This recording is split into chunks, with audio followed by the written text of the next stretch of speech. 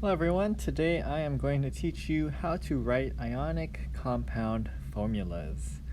Alright, so we'll start by first predicting ion charges. So everything in group 1 has one valence electron. And so what do they want to do with that valence electron? They want to get rid of it. Remember the octet rule? When they lose that one valence electron, they form +1 charges. So notice when we write +1 charges, we can just leave it as plus. We don't actually write the 1. So that's group 1. For group 2, they have 2 valence electrons. So they're going to lose those 2 valence electrons to form +2 charges. Okay, so that's everything in the second group here. So again, that's going to be +2. Next, we're going to skip over to the other side here. Group 13, which includes aluminum, that's going to have 3 valence electrons, and so they form +3 ions. Here I would say aluminum's the most relevant one. And then we move on to group 14, and you might wonder, does it gain 4 or lose 4 electrons? And the answer is neither. Okay, carbon usually forms covalent bonds, so we don't have to worry about this group. Moving on to group 15, so it's a little hard to see, this is group 15. These are going to form -3 ions, so they have 5 valence electrons. That means they want to gain 3 more electrons. When they gain 3 more electrons, they form a -3 charge. Okay, so the overall charge is going to be -3. The most relevant ones are going to be nitrogen and phosphorus. Next group, group 16. Again, that's a little hard to see. These have 6 valence, so they're going to want 2 more valence electrons to fulfill that octet. And when they gain 2 more, they're all going to form -2 charges. So here, oxygen and sulfur are probably going to be the most relevant in this group. Next, we have group 17 over here. And because these already have 7 valence, they just need 1 more valence electron to be happy or stable. When they gain 1 more valence electron, they form -1 charges. Okay, so fluorine, bromine, chlorine, and iodine all form -1 charges. This entire column, group 17. Lastly, we have the noble gases, group 18, and these don't form ions at all because they're already stable or happy. Okay, so they don't have to worry about gaining or losing electrons. Okay, so altogether, before we get to that, some elements have more than one ion. So iron, for example, could be +2 or +3. This middle section is a little harder to predict, so we're not going to worry too much about the elements there. So again, altogether, from left to right, group 1 is +1, group 2 forms +2 ions, group 13 forms +3, we don't worry about group 14, and then group 15, 16, and 17. So nitrogen and phosphorus form -3 ions, oxygen, sulfur -2, and then everything in this group 17 form -1 charges. Alright, so we're going to use all that information, and that's going to help us a lot with writing these formulas. So let's take a look. A little background info here. Ionic compounds are made of 2 parts, cations and anions. The overall charge of ionic compounds must equal 0. Okay, in other words, the positive and negative charges have to cancel out or balance each other. For example, sodium chloride, right, table salt, is made of Na+1 and Cl-1. Notice how the charges cancel out, +1 and -1. We also don't write the ones. Okay. What if we had something with a different charge and it didn't cancel out cleanly? Something like aluminum +3 and bromine -1. Right? You would ask yourself, well, how many bromines do you think I'll need to make this balanced or to cancel out the charges here?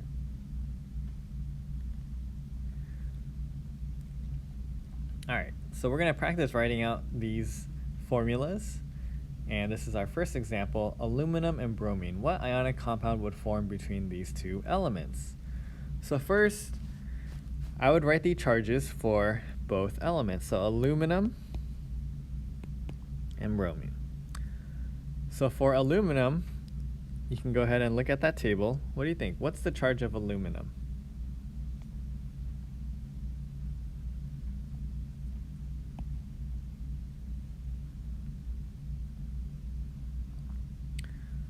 So we can see that aluminum forms +3 charges, while bromine, what's the charge of bromine? It's in group 17. Take a look.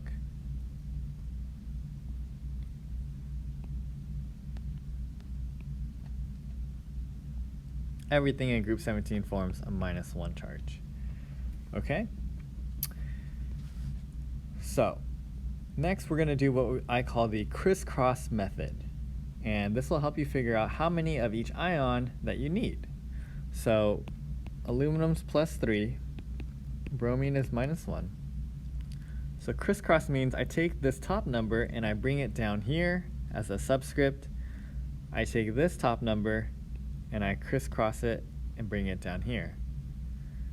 Okay, so what that tells me is I'm going to need 3 bromines for every 1 aluminum. So what do you think the final formula is going to be? AlBr3 is going to be the correct answer here. All right, let's try another example. Maybe you'll get it if we keep practicing. What about sodium and nitrogen? So first let's figure out the charges of sodium and nitrogen. We always want to write out the cation, the positive ion, first. So let's look at our periodic table here. Sodium is in group 1, so that's going to be +1.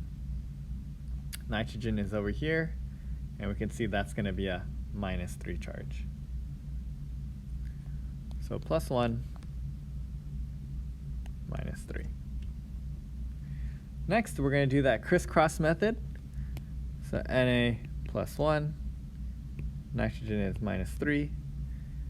And again, you're basically asking yourself, how many sodiums do I need to cancel out that -3 charge of nitrogen? So this crisscross method helps us figure that out. Okay. So once you crisscross, what do you think the formula of this ionic compound is going to be?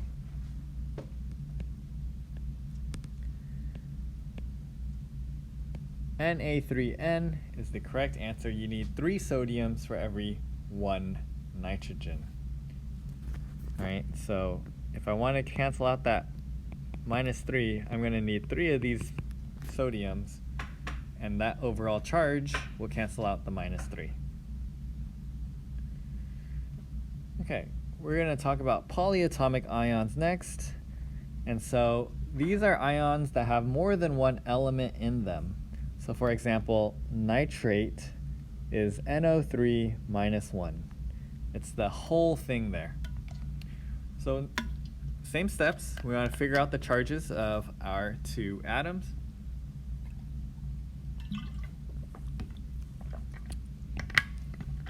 So calcium. And I'm going to give you polyatomic ions. Normally, I would have my students memorize these, but given the circumstances, I'll go easy on you. How about you find calcium?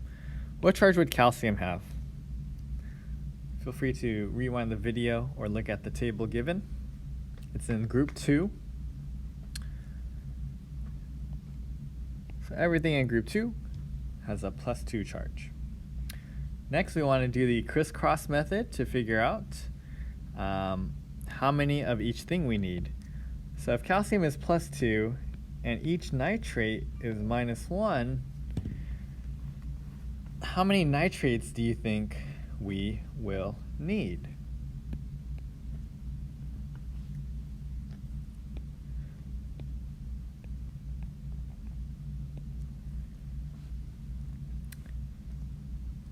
So it looks like we're going to need 2 nitrates. Okay? So to write this, we're going to put calcium first. Always put the positive ion first. And we said we need 2 nitrates. So I'm going to put nitrate, which is NO3, in parentheses. And then I'm going to put a 2 outside of it. And that indicates that I have 2 nitrates. Okay? And that's the correct way to do it. We want to use parentheses only if there's more than one of these polyatomic ions.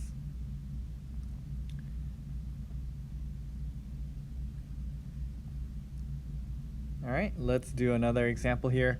Here we have ammonium and sulfur. So I gave you ammonium. How about you find the charge for sulfur? So sulfur has 6 valence electrons. It probably wants 2 more. When it gains 2 more valence electrons, what charge would it have?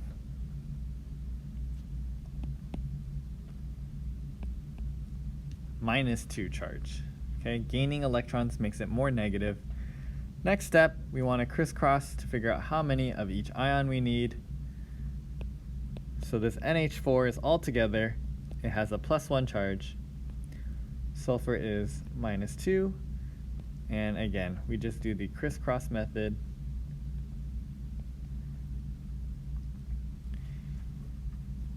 How many ammoniums are we going to need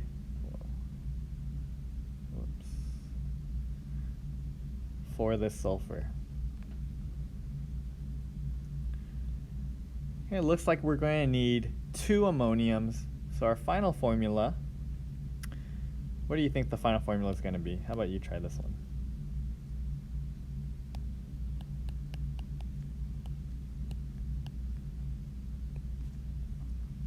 It's a little weird, but this is the correct formula for ammonium sulfide. We need 2 ammoniums to cancel out that -2 charge. Okay, last example before you try some of these on your own. We have magnesium and sulfate. So I've given you sulfate. You're going to have to find the charge for magnesium. Sulfate is -2. So what is the charge for magnesium?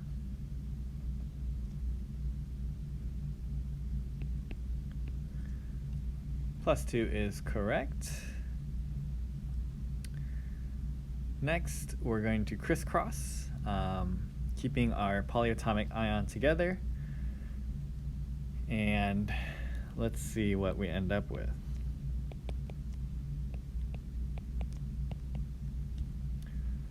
So before we even crisscross, notice that we have a +2 charge and a -2 charge. Are those going to cancel out?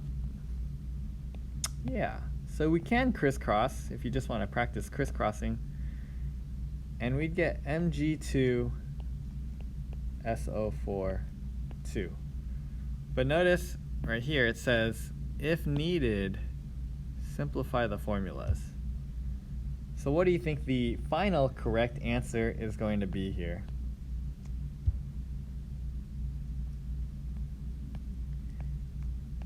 Simply MgSO4. We don't need all those extra 2's. All right, and that's how you do ionic compound formulas. Make sure you ask questions.